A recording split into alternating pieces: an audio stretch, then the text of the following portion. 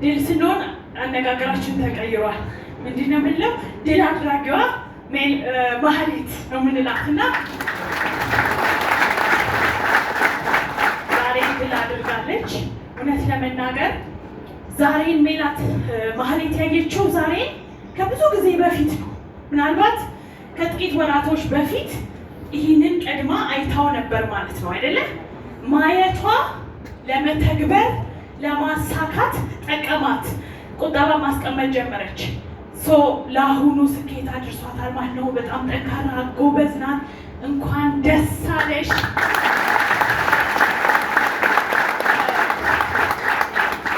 ዛሬ ትንሽ ነገር ስለ ድል ሳጎ ትንሽ ነገር ልንገራችሁ።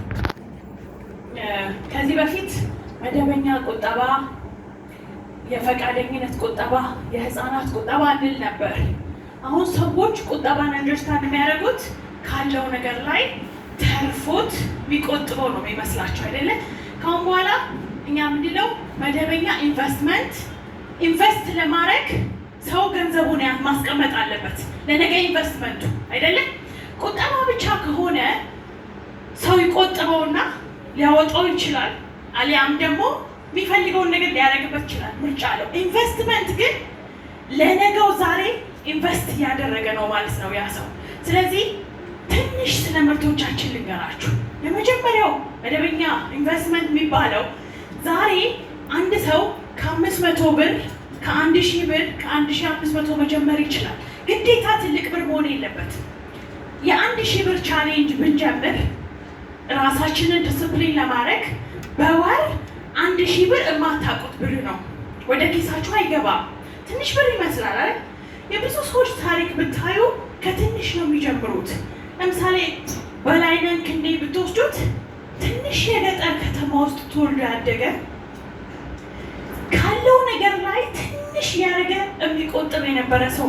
ብዙ ባለሀብቶች ብዙ ባለጸጎችን ብትወስዱ የባለጸጋ ልጅ ብዙ ጊዜ ባለጸጋ ይሆናል፣ ግን አያስቀጥሎ በልፋት በዴዲኬሽን የሚመጣው ነው የሚቀጥለው። እና ይህችን የ1000 ብር ቻሌንጅ ጀምሩ። መጀመሪያ 1000 ብሩን አታውቁት ከገበያችሁ ላይ። ከዛ በኋላ እያደገ ይሄዳል። ፈቃደኝነት ኢንቨስትመንት። የፈቃደኝነት ኢንቨስትመንት ደግሞ ለዓላማችሁ፣ ምናልባት መኪና መግዛት የሚፈልግ ይኖራል፣ ቤት መግዛት የሚፈልግ ይኖራል፣ ነገው ላይ ደግሞ ቢዝነስ ኦን ማድረግ የሚፈልግ ይኖራል። እስቲ ሳይድ ቢዝነስ መክፈት የሚፈልግ ከእናንተ ውስጥ ምን ያህል ሰው አለ? ይሄ ሁሉ ሰው ቢዝነስ መክፈት ይፈልጋል። ምን አይነት ቢዝነስ መክፈት እንደምትፈልጉ ታውቁታላችሁ? እርግጠኛ ናችሁ? ይሄ ሁሉ ኢንተርፕሩነር ይሆናል? እስቲ አንዴ ሊየው ለመሰላችሁ ፎቶ አንሱልኝ እንጠይቅ እስቲ። አሁንም የእውነት ቢዝነስ መስራት እፈልጋለሁ የሚል ሰው ሁላችሁ እሺ፣ ቢዝነስ መስራት ትፈልጋላችሁ። ምን አይነት ቢዝነስ መስራት እንደምትፈልጉ ለምሳሌ አንድ ሰው ፀጉር ቤት እከፍታለሁ ካለች አንድ ሴት ዝም ብላ ፀጉር ቤት እከፍታለሁ ማለቷ ፖይንትለስ ነው አይደለ? እና አይጠቅማት። ምናልባት መጀመሪያ ፀጉር መስራት ምን ማድረግ አለባት? መማር አለባት። ሁለተኛ ገንዘብ አጠራቅማ የሚያስፈልጉ ካስኮችን፣ ወንበር፣ ጠረጴዛ ምን ያህል እንደሆነ ዋጋውን ማየት አለባት። ከዛ ጎል ሴት ማድረግ አለባት አይደለ?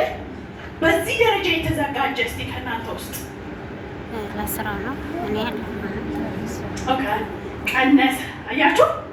ስለዚህ ነገ ላይ ልታረጉ የምትፈልጉትን ነገር በደንብ ክሊር አድርጋችሁ ያዙት። መጀመሪያ ምን ያስፈልገኛል? ለምሳሌ መኪና መንዳት የሚፈልግ ሰው ዛሬ ላይ መንጃ ፈቃድ ማውጣት ይኖርበታል። አይምሮ እየተዘጋጀ ይሄዳል ማለት ነው ያን ነገር ለማድረግ። ከዛ ደግሞ የመኪና ዋጋ አጣርቶ በምን ያህል ጊዜ ማድረግ እችላለሁ የሚለውን ነገር ደግሞ ፕላን ማውጣት አለበት። ፕላኑን ብሬክዳውን ማድረግ አለበት ማለት ነው። ኦኬ በስሩ ሰራተኞችን መቅጠር፣ ለሌሎች የስራ እድል መፍጠር የሚፈልግ ከእናንተ ውስጥ አለ? እስቲ ምን ያህል ሰው?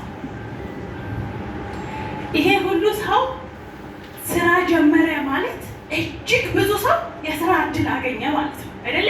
ስለዚህ ኢትዮጵያ ላይ በርትታችሁ ሰርታችሁ የምታገኙትን ገንዘብ ወደ ፍሬ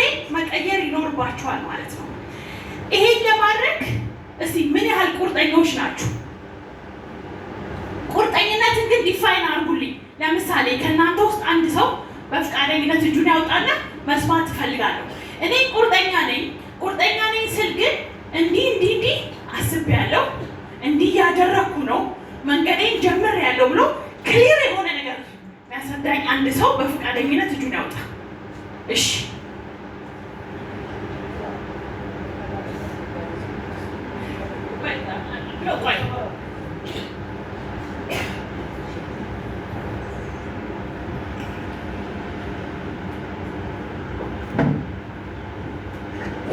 በጣም አመሰግናለሁ።